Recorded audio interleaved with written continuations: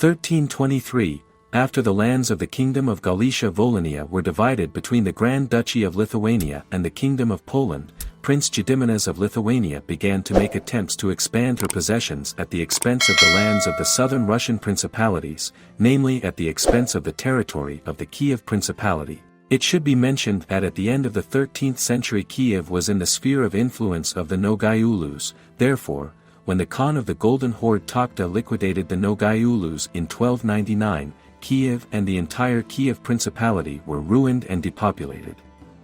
Therefore, at the time of the invasion of the Lithuanian army, the squad of the Kiev Prince Stanislav was small in number and was not a serious military force. In 1324, the Lithuanian Prince Gediminas decided to take advantage of the favorable situation. He, at the head of his army, invaded the territory of the Kiev Principality. Without encountering much resistance, he was able to occupy the Ovruch fortress and the city of Zhytomyr, after which he began to move towards Kiev. Meanwhile, Prince Stanislav hastily gathered forces to stop the enemy invasion. It should be mentioned that the Russian principalities were not part of the Golden Horde, but were in vassal dependence on it. Therefore the Horde army did not ensure the defense of the Russian principalities, but intervened in the affairs of the principalities only when necessary, usually in cases when one of princes rebelled or refused to pay tribute. Thus, the Kiev prince had to rely only on his own forces, with the help of which he tried to repel the Lithuanian invasion.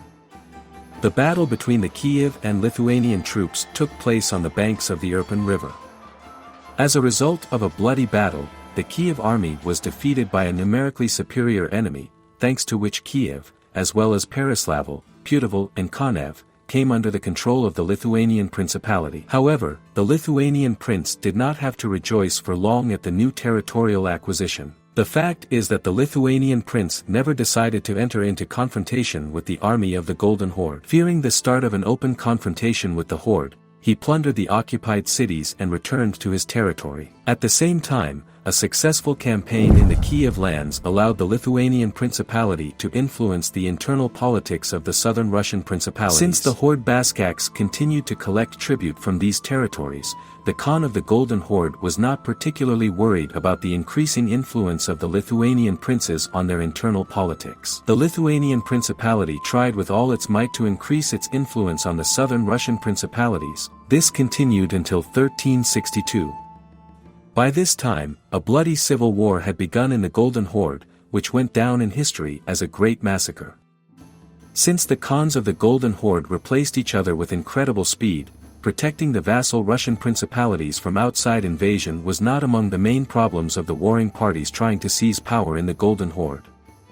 Taking advantage of the fact that one of the favorites in the struggle for power over the Horde, the ruler of the Crimean Ulus Mamai, went on a campaign against the capital of the Golden Horde, Sarai Batu, Algirdas, at the head of his army, invaded the territory of the southern Russian principalities. Since Mamai went on a campaign at the head of almost all available forces, moving between the Dnieper and the southern Bug, the army of the Lithuanian principality did not encounter much resistance. Establishing control over the unprotected lands of the southern Russian principalities, Algirdas was able to seize vast territories of the Chernigiv, Kiev and Peryaslav principalities. Understanding full well that it would be difficult to think of a more suitable moment to expand the territories under his control, Algirdas decided not to stop there. In the fall of 1362, he, at the head of his army, moved towards Podolia, planning to establish control over this region.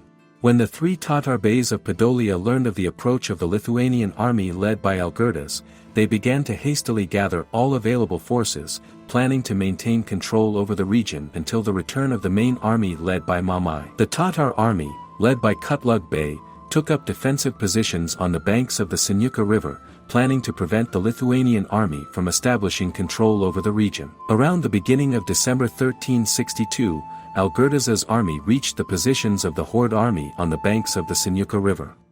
The balance of forces before the start of the battle was as follows. Under the command of Algirdas there was an impressive army of about 25,000 professional warriors for that time, while the Horde army was less impressive, since its number did not exceed 15,000 soldiers. It should be mentioned that for the first time since the invasion of Batu, the Horde army found itself in an unusual position, when its numbers were smaller than those of the enemy.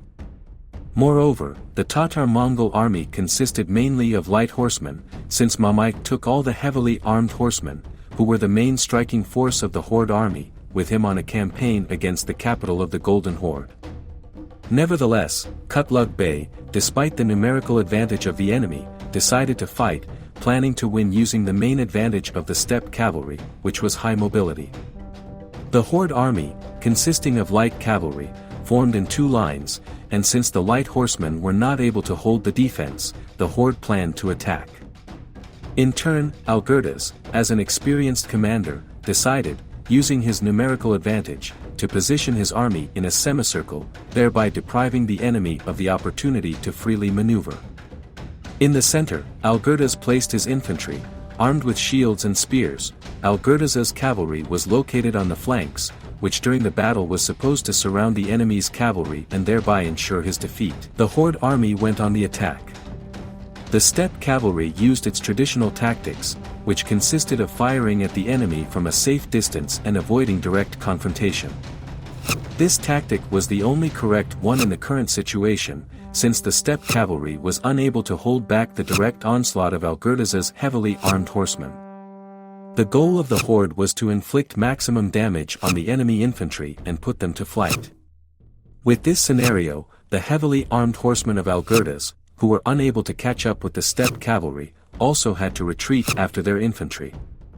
Algirdas was well acquainted with the tactics of the steppe cavalry, since he had already met them in battle, so he knew in advance how he would act. From the very beginning of the battle, luck turned away from the Horde army. A hail of arrows fired by the steppe cavalry did not inflict the expected damage on the enemy infantry, which, covered with shields, held its position. While the steppe cavalry tried to inflict damage on Algirdas's infantry, his horsemen maneuvered to encircle the enemy. As soon as the flanks of Algirdas's army ensured that the enemy was surrounded, he ordered his infantry to launch an attack. The Lithuanian infantry began to slowly move forward and thereby forced the Horde cavalry to retreat in order to maintain distance. At this moment, Kutlug Bey noticed that the enemy's cavalry had surrounded his flanks, and if this continued, the enemy would soon completely encircle and destroy his army. Trying to save the situation, Kutlug Bey ordered an attack on the enemy infantry, hoping that without expecting a frontal attack by the steppe cavalry, it simply would not have time to close its shields in time and take up defense. With such a development of the situation, the Horde army would be able to put the enemy to flight and thereby win the battle. Having stopped shelling the enemy infantry, the steppe horsemen fell like an avalanche onto his ranks, but collided with a timely formed shield wall. Unable to destroy the enemy's formation, the steppe cavalry was forced to begin hand-to-hand combat, which did not develop in its favor. Soon Kutlug Bey died in battle, and the remnants of the Horde army began to flee. Having won the victory, Algirdas took possession of almost the entire territory of the southern Russian principalities and thereby almost doubled his possessions. It is important to mention that having captured Kiev, where he left his son Vladimir to rule, Algirdas made the Principality of Lithuania the main competitor of the Grand Duchy of Moscow in the struggle to unite all the fragments of the ancient Russian state. The confrontation between Lithuanian and Muscovite Russia began precisely after the successful campaign of Algirdas, and at that time no one could have thought that this struggle would last several centuries. However, the situation for Algirdas was not as rosy as he had hoped, having won the battle on the Blue Waters. The fact is that when starting his campaign, Algirdas expected that Mamai would be defeated in his campaign against the capital of the Golden Horde, but it turned out differently. Mamai's campaign turned out to be quite successful and, having returned to Crimea, he discovered that the Lithuanian prince had captured the southern Russian principalities and began preparations for their return under his control. Algirdas decided to act proactively. He suggested that Mamai continue paying tribute for the southern Russian principalities in exchange for the opportunity to maintain control over them.